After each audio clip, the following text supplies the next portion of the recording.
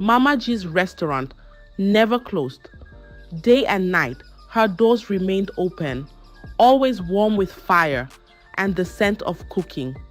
Even if you arrived at 3 a.m., you would find food, hot, ready, and served with a smile. People came from everywhere. Some came walking, some came with bikes, and some even came barefoot. They all came for the same reason: Mama G's food. The pepper soup could make a sick man dance. Her jollof rice had the smell of Christmas morning. The soup, thick like a secret and sweet like a stolen mango. Her pounded yam sat like a king beside every bowl. People lined up to buy food even before it was ready, and by the time the first plate was dished, it would all be gone within minutes. The townspeople said it was because her food was simply too good. They said she used the finest spices, secret blends, and a touch that no one else had. But nobody asked questions. Nobody looked too deep. The food was too good, too sweet, too perfect. Her shop was always full. Laughter in the air, plates clapping, voices shouting, "Add more meat, Mama G." And she would laugh, her gold tooth shining. "Eat and forget your sorrows," she would say, scooping stew like a river, flowing over stones. But behind that smile, behind those pots, something else was boiling, something only Mama G knew. And soon, Asaba would know too, because every pot has a bottom, and some bottoms hide more than pepper. Inside Mama G's kitchen, where the walls always sweated from fire, and the smell of stew danced in the air, there was one pot that never opened. It was big and black and old. It sat in the corner near the back wall. That pot never moved. No one ever touched it. No one even dared to go near it. Only Mama G went close, and she used it only once every year, in December, always alone, doors locked, curtains drawn. That pot never made smoke. No one saw her open it. But when December came and she cooked with that pot, her food would taste sweeter than ever, sweeter than sugar cane, richer than a king's feast. Yet the pot stayed quiet, heavy, cold, full of something no one wanted to imagine. Her husband, Mr. Dan, was a man who loved food more than anything. He would stroll into the kitchen, humming. He would lift covers, taste soups, lick spoons, chew meat. But the day he went near the big pot, Mama G appeared like lightning. "Don't touch that one," she shouted. "Eye sharp like I'll chuck you. I'd pull a blade." Mr. Dan blinked. "Why?" he asked, trying to smile. "Because I said so," she snapped. "That one is special." He never asked again. Even her workers, small girls with tired eyes and sore hands, they knew better. They washed every corner of the shop, but never that spot. The big pot was like a grave. You walk past it, not near it. And when the last plate was served and the last customer gone, Mama G would sit close to the pot. Sometimes she talked to it. Sometimes she touched the lid gently, like it was a baby sleeping. Only she knew what was inside. And even the walls of the kitchen held their breath. Mama G's restaurant was always full of people. But one thing was strange. None of her workers came from Asaba. Not even one. The people in town talked about it. "Why doesn't Mama G hire our children?" they asked. "Why is it always new faces every year?" Her workers were all young, boys and girls, skinny arms, quiet mouths. They never laughed much. They worked like their legs were tied to the ground. Wash plate, fetch water, clean table, pound yam, serve food. And when everyone else was sleeping, they were still sweeping. But every December, like clock ticking, Mama G would travel. She would pack her fine bags, wear her neat gown, and leave for a small faraway village called Aba, That village had dusty roads, broken roofs, and hungry children with big eyes and dry lips. Mama G would go from house to house talking to poor families. She would sit under the tree with mothers and uncles. She would hold their hands and speak sweet like honey. Let me take your child to town. I will send them to school. I will feed them. I will clothe them. Let me help. And when they hesitated, she would open her bag and show them photos. Pictures of children in school uniforms, smiling in classrooms, holding books. Look at Grace, she would say. See Frank, she would smile.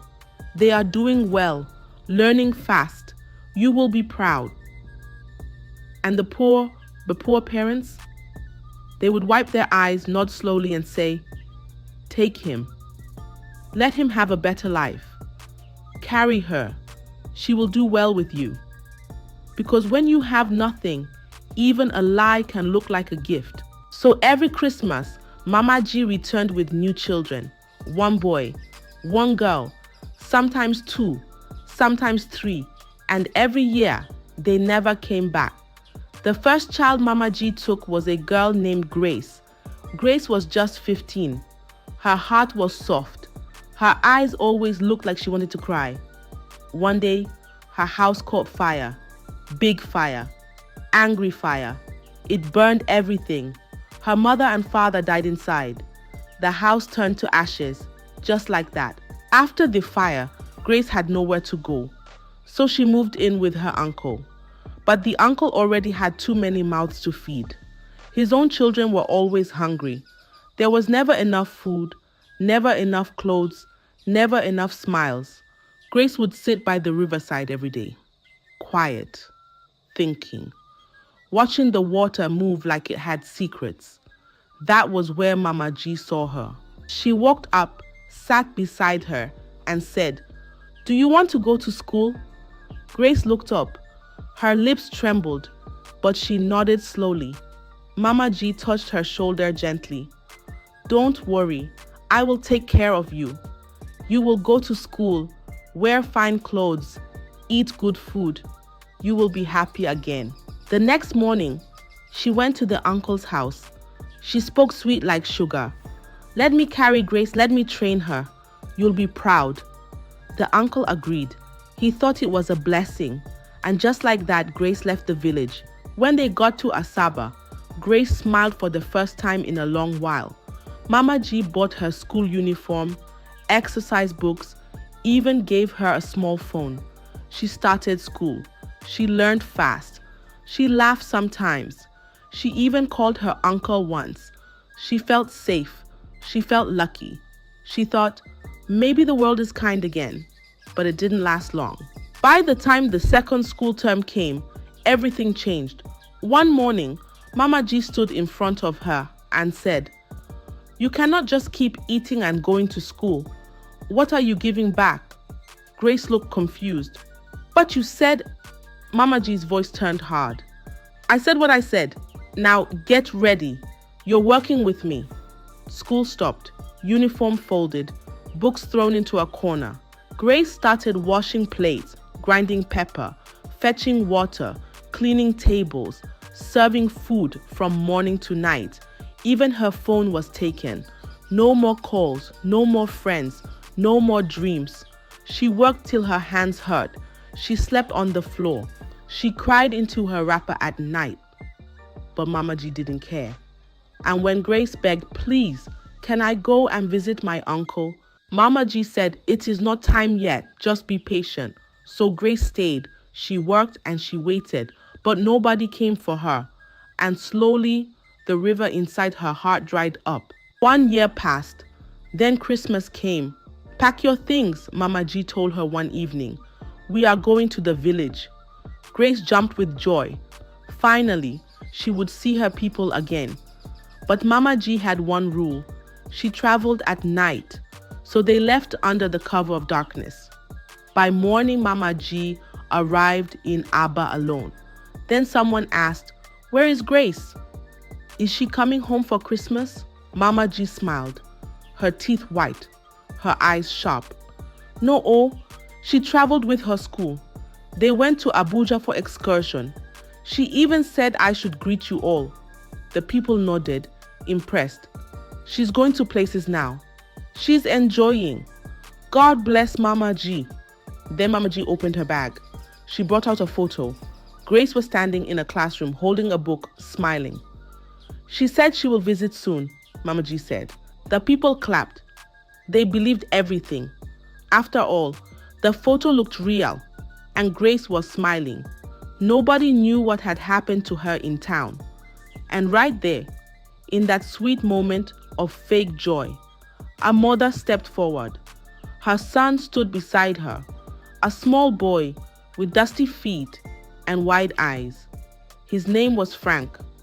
The mother held Mama G's hand, her voice soft like the evening breeze.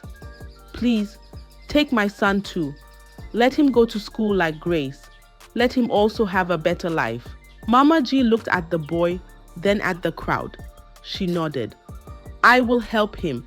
He will be like Grace. You'll see. And just like that, another child was added to the list.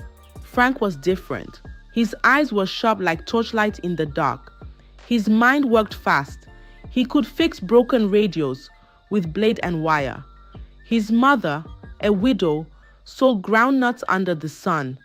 Her fingers were always burned, her wrapper always dusty, but her heart was full of hope.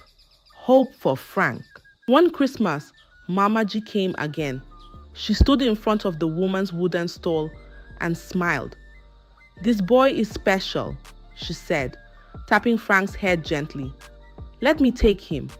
I will make him great. He will wear suit, work in office. He will become an engineer. The woman cried, but nodded. She packed his things, one shirt, 2 trousers, and a Bible. Make me proud, my son, she whispered. Frank followed Mama G to the town, and it started well. She enrolled him in JSS 3, bought him a sharp pencil case, white socks, even a school bag with cartoon designs. He joined a science club and called home every Sunday. Mama, I am learning fast, he said once. I even touched a computer. His mother danced that day under the mango tree. Thank you, God, she said. But happiness in Mama G's house never lasted long. 3 months passed. Then Mama G said, books don't boil rice. Come and help. Just like Grace, Frank's books disappeared. His uniform folded, his bag thrown under the bed. He started sweeping floors, peeling yam, carrying firewood. He fetched water till his shoulders ached. His voice, once loud with answers, became quiet. Can I go back to school? He asked once. Mama G stared at him. Did school ever feed you? She said coldly. From that day, he stopped asking. And then, one December night, Mama G told him, pack your things. We are going home. Frank's heart jumped. Mama! He shouted with joy. I will see my mother. They left before the cock crowed. But when they reached the village, Mama G came alone. Again. The boy went to America for school excursion, she told them. She showed a photo, Frank in lab coat, holding a beaker. Everyone clapped. His mother smiled with tears, but Frank was gone. And nobody asked where he really went. After Grace and after Frank, Mama G did not stop. Every year, like the Harmattan wind, she returned to Abba with soft words and heavy bags. She went from compound to compound, carrying photos like keys, unlocking the hearts of poor parents. Each time, she said, look at this one, he's now in science class. See her, she joined the school choir. Your child will be just like them. And the parents, they believed. They saw smiling faces in uniforms, holding books, standing near blackboards. They didn't know those pictures were old or sometimes fake. Mama G always came back to town with 2 or 3 new children. She gave them soap. She gave them toothbrushes. She gave them shoes and dreams. But after some time, the shoes would vanish. The soap would finish, the books would be forgotten, and the dreams would die quietly like a candle in the rain. One by one, the children turned to workers, and one by one, they disappeared. But while they vanished, Mama G's business grew. Her signboard became bigger. It had flashing lights now, red, green, yellow. Her cooking pots became wider, deeper. Her chairs turned to plastic benches. Her queue stretched like washing line in a compound. People said, her food is too sweet. There's something she adds to it. Maybe it's her secret recipe. Nobody knew that her secret was not in the pepper, not in the onions, not in the crayfish. The secret was something darker, something that came with a price. While her restaurant grew fatter, the village of Abba grew quieter. Because every year, another child left with Mama G. Another December came. The trees were dusty, the breeze was dry, and in the village of Abba, the drums had stopped dancing. In one small compound at the edge of the village, a girl sat on a wooden bench. Her name was Destiny. Her eyes were quiet. Her feet were bare. Her hair was tied in soft braids. Destiny was an orphan. Both her parents died from sickness, and she now lived with her grandmother, an old woman who sold herbs by the roadside. They were poor. They had only one cup to drink from. Sometimes Destiny went to bed with just water in her belly. That was the day Mama G walked in. She came with a bag of rice, a packet of biscuits, and a voice sweet like melted sugar. She sat on the bench beside the old woman and said, "Mama, let me help this girl. I will take her to town. I will send her to school. She is a special child. She deserves more than this." The grandmother looked at Destiny. Destiny looked at the ground. Then she nodded. She wanted to leave. She wanted more than hunger and silence. Mama G smiled wide and touched her head gently. "You won't regret this," she said. And the next day, Destiny left the village. When they reached Asaba, everything felt new. Mama G gave her shiny shoes, a clean uniform, and even a toothbrush with blue bristles. Destiny saw lights brighter than stars. She smiled a little. She was enrolled in school. She held books with both hands like treasure. She sat at the back of the class, quiet but always watching. She thought, maybe this is the beginning of a better life, but only for a short time. After a few weeks, the school stopped. The shoes were removed, the books were locked away. Her name was taken off the register. Mama G gave her a rag and said, "Start cleaning. The customers are coming." From that day, Destiny began the work. She swept the floor before the birds woke up.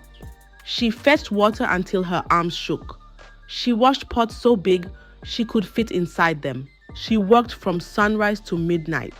And when her legs got tired, Mama G would say, "You're not here to sleep, you're here to help." Destiny wanted to cry, but she had no tears left. Just like the others before her, Grace, Frank, and the nameless ones, Destiny had become part of the kitchen, but something about Destiny was different. Something the pot had not seen before. In Mama G's world, the kitchen was busy, the food was hot, and the money kept coming. But behind all that noise, something quiet and wicked was creeping. It was Mr. Dan, Mama G's husband. He had a big belly, a loud laugh, and a love for pepper soup. But his eyes had started doing something wrong. His eyes were always on Destiny. When she bent to carry water, he stood behind her. When she washed fish, he sat on the bench, chewing toothpick, staring. When she changed her clothes in the small corner behind the curtain, she heard his footsteps pass by, slowly. "Uncle," she said one evening, her voice shaking like dry leaf in wind. "Do you need anything?" He licked his lips and said, "I need you." Her hands froze. She dropped the plate in her hand. It shattered. He leaned closer. "Don't act shy. I can take care of you more than Mama G." At first, Destiny thought it was a mistake. Then one day, he touched her arm and smiled. Come to the house one day. I'll give you something sweet. Destiny ran. Her hands shook. Her chest felt tight like a drum. That night, she tried to tell Mama G. She stood near the stove and whispered, Mama, your husband is saying things to me. Mama G turned and looked at her, her face hard like stone. Mind your work and stop looking for trouble, she snapped. Destiny swallowed her words. Her voice got stuck in her throat. She stayed quiet, but the danger didn't stop. Then one morning, Mama G called her. Go to the house and bring a bag of rice. It's in the back store. Destiny froze. Alone? She asked. Mama G didn't answer. She just waved her hand and walked away. So Destiny went. She walked slowly, her legs heavy like stones. She opened the gate, entered the house. It was quiet, too quiet. The air felt thick. The light didn't move. She walked to the back store. Suddenly, the front door slammed shut. Click, click, 2 locks. She turned around. Mr. Dan was standing there, his eyes dark, his smile fake. Uncle, please, she whispered. Mama G said I should just get rice. He took a step closer. You're not going anywhere? Yet, he said, his voice slow and heavy. Destiny backed away. She bumped into a chair. Her hands were shaking. Her lips trembled. He moved faster, grabbed her arm, pulled her toward the bedroom. Destiny screamed. She begged. She kicked and cried. Please, let me go. Mama will find out. But he was stronger. He pinned her down. He climbed over her. Then the door burst open. Mama G stood there. She saw everything. Her eyes moved from Destiny's torn dress to Mr. Dan's wicked hands. She didn't blink. She didn't shout. She didn't say a word. She turned around and walked away, leaving Destiny on the bed crying, leaving her husband behind sweating, leaving the house full of shame. By morning, the room was empty. His shoes were gone. His clothes were gone. Even his phone was missing. Destiny woke up to quiet. She went to the shop. Mama G was already there, stirring pepper soup. She didn't look at Destiny. She didn't ask about the rice. She just said, start slicing onions. Later that day, Mama G shouted into the street, my husband is missing. Since I sent Destiny to get rice, he has not come back. People gathered. Mama G cried loud. She held her wrapper. She knelt on the floor. Where is my husband? Destiny stood in the corner, her hands shaking, her chest heavy. She didn't speak. Someone in the crowd pointed at her. Is it not you that saw him last? Another voice spat. Maybe she killed him. Mama G turned, her eyes red. She slapped Destiny so hard her head turned. You touched my husband. You tried to steal him from me. Destiny shook her head. No, Mama, I didn't. Before she could finish, Mama G slapped her. Hot, hard, heavy. Liar, she shouted. You wanted to snatch my husband from me. The crowd gasped. A woman covered her mouth. A man whispered, is this true? Someone spat on the ground beside Destiny. Another voice said, this girl is cursed. Destiny cried. Her voice broke. I didn't touch him. I didn't do anything. But Mama G was not done. She grabbed a big cooking stick, thick like a tree branch, smooth from fire and oil. She raised it above her head, fire in her eyes. Today, I will beat the demon out of you. Destiny tried to crawl away. Her hands scraped the floor. Her legs shook. Mama G ran after her, lifting the stick to strike, but in her anger, in her rush, in her storm, she hit something else, the forbidden pot. The pot rolled once more, then stopped. The lid moved like a lazy snake and slid off. What came out was not smoke. It was silence, thick, heavy silence. Then a smell. Sharp, bitter, strange. Not pepper, not meat. Something worse. Something that made your stomach twist. A woman stepped forward. She looked inside and screamed, loud, like someone poured fire down her throat. Others rushed close. One by one they looked. Then they all screamed. Men covered their mouths. Women fell on the ground. One man vomited near the pepper table. Inside the pot was a head. Mr. Dan, his eyes still open, his lips dark, his neck cut clean. He stared at everyone like he had something to say, but that was not all. Below his head was another, and another, and another. Small heads, Grace, Frank, children, each face frozen in pain, each one a name that never came back home. The pot was full, not with stew, not with soup, but with secrets that had been boiling for years. The pot had spoken, and Asaba would never be the same again. Mama G did not run. She didn't cry. She didn't hide. She didn't beg.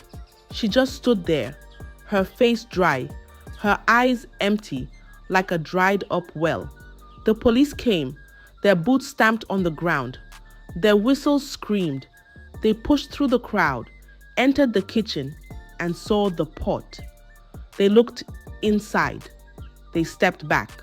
One officer covered his nose. Another covered his eyes. Then they turned to Mama G and said, "You are under arrest." She nodded. She didn't ask why.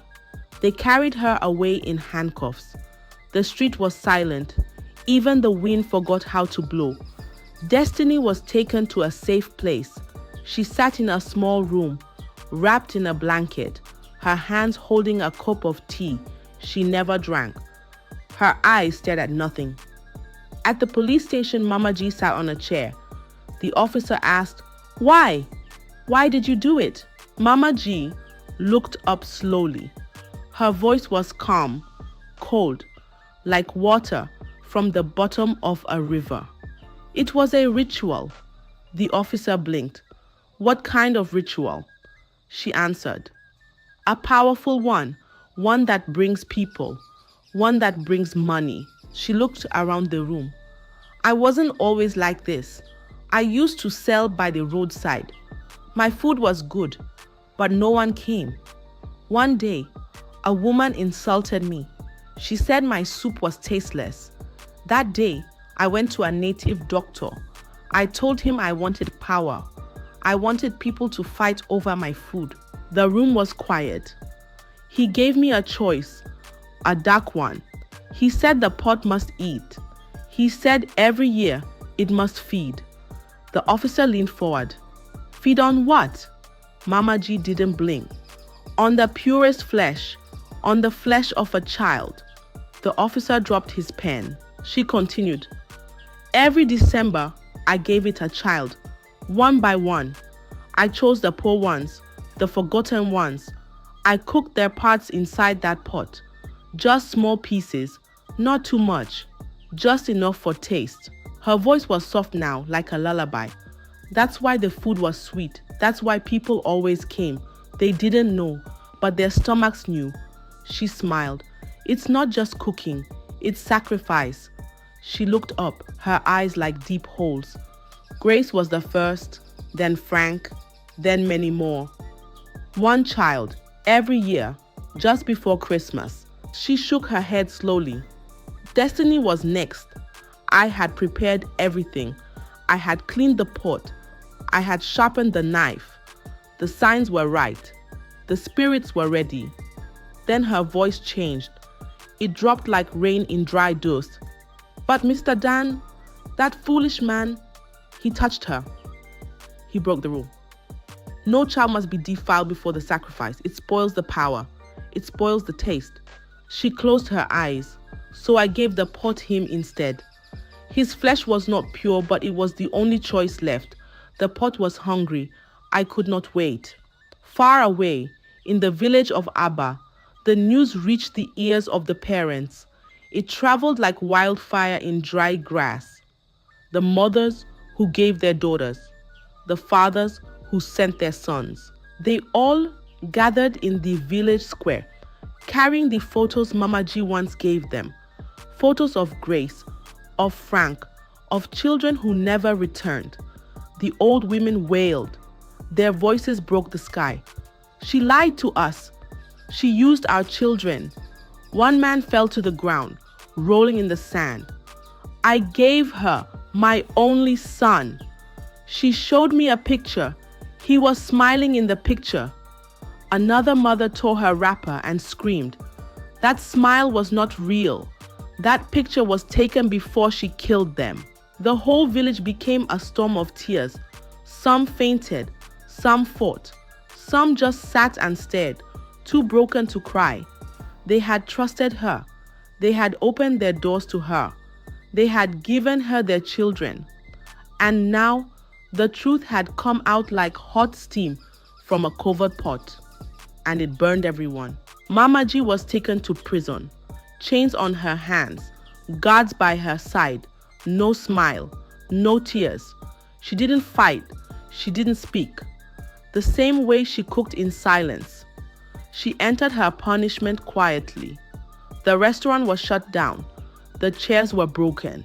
The tables were burned. The walls were scraped. The signboard with flashing lights was pulled down. The kitchen was locked with big iron chains. And the forbidden pot? The police carried it away. But no one touched what was inside. No one dared.